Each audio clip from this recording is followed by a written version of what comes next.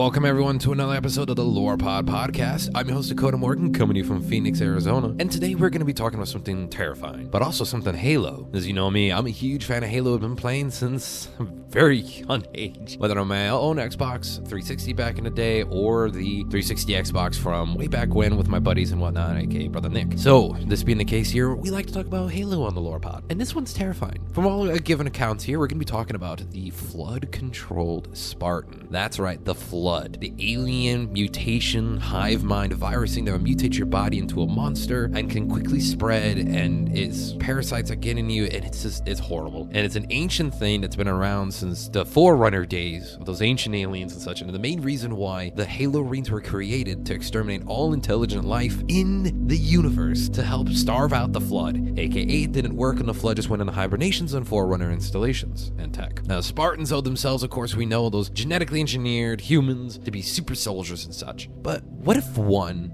was controlled by the Flood? What if the worst thing ever happened? The thing that would make for a really good storyline in the games, but of course we're only getting new things in books and short stories. God damn it.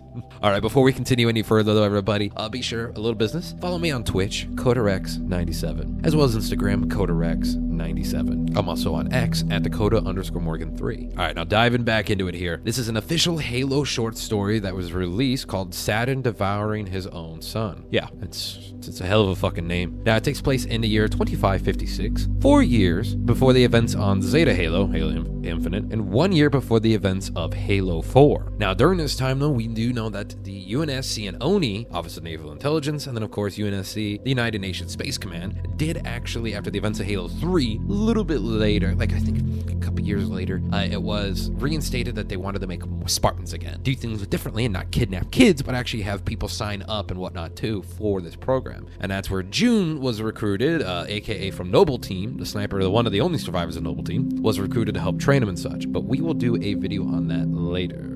Or pod on that later. Yeah, there's a lot to unpack with that one. So they wanted to do that, and they went out there looking for minerals and such like that too, because this is after the Human Covenant War. But they weren't stupid. They knew they were going to need Spartans again. And Master Chief was MIA. Because remember, Spartans never die. Now they went out there, and they went out to this planet out there, to an asteroid belt around the planet, and they actually wanted to start mining for minerals and such. So they did. During such, though, they actually found something in the rocks. Now, let's go over the UNSC and how they dealt with the Flood, because they obviously know about it from the events of Halo 1, 2, and 3, especially the third one, when they were on Earth. Yeah, that's right. So they actually didn't know too much about what happened there from the Halo War storyline, where the UNSC encountered the Flood there with the Spirit of Fire. But with the events of Chief in Halo 1, they were able to get reports of the Flood finally and were fucking terrified. And then when they were on Earth, they landed in 2552. They had to have the help from the friendly elites and the Swords of San Helios to actually come in and help glass the elites who were on our side against the Covenant. They glassed half of Africa in order to make sure it was gone. And a glassing is where they shoot a giant particle beam down onto the surface of a planet, and it's basically like a constant nuke going off. They had to just wipe out half of Africa in order to make sure when the Flood landed there in a ship that it was gone, because otherwise Earth would have been gone. It would have been horrible. Now, after the end of Halo 3, they thought maybe the end of the Flood was there because the Grave Mine was dead, Forerunner tech was gone, the rings were going to be not activated and such like that too, all that. But they couldn't be sure because they knew there was still Forerunner research Flood facilities there, and this Forerunner facilities in general, and they knew that every Forerunner facility was a Flood research base. Now, flash forward a little bit there though, a couple years, the UNSC, the massive super carrier, like you think it's a city basically flying in the air, the massive ship, the UNSC Infinity, was commissioned and sent out to disable the Halo rings and then do research out in space. But of course they had a giant military force attached to it too, because they're not stupid. Now they're also supposed to be keeping a local lookout for Flood bases and any sign of the Flood. And these were the new protocols made to combat the Flood. Project Espelon was a quarantine and stop of Flood-infected areas. All rules of engagement are gone once the Flood are confirmed. Spartan teams could be sent in to help out, but not let anybody survive or help people in the quarantine zone. So it's basically a purge. Like if the Flood are down there, maybe you can get someone out, but purge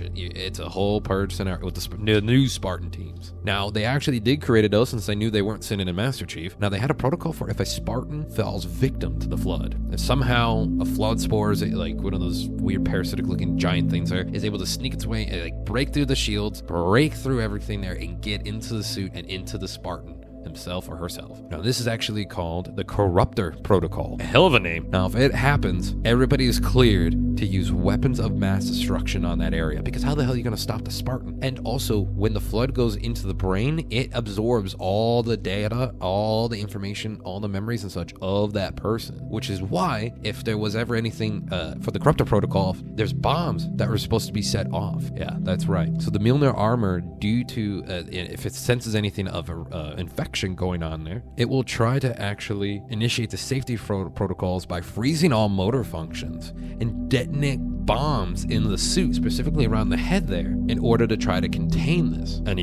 stop the spread of information, and then also just kill the body. But here's the thing. Let's go back to that asteroid belt we mentioned, where the UNSC was mining for minerals. And the main story on this, back in that asteroid mining crew, they were able to actually find a Forerunner ship lodged into one of the asteroids itself. And when they opened it up, a massive flood swarm came out there and started to take over everything. Now, of course, the Epsilon Protocol was initiated there, and a Spartan team was sent in. Now, very quickly, though, the Spartan teams were actually obliterated in there, and one of them fell victim to the Corruptor Protocols initiated there, but it didn't work. And supposedly in the storyline and in the main canon lore, it got away. So right now, somewhere in the galaxy of Halo, there is a flood-controlled Spartan running around. Now, this is kind of heavily contested here with this as well too, but I think it's supposed to be that way by the writers and of course with everybody there at Halo. So let's see though what happens with this, and will we see anything like this, or are we just going to get cool new skins still in Halo Infinite? I don't know. Either one works, and those skins are really dope. But yeah, this is the Corruptor Protocol, everybody. What happens when a Spartan does fall victim to the flood? I have been your host, Dakota Morgan, coming to you from Phoenix, Arizona. Hopefully you enjoyed this little bit of lore here on the Lore Pod Podcast. And again, be sure to subscribe wherever you listen to the podcast to help us out with new episodes weekly. And of course, as always, everyone, stay creative.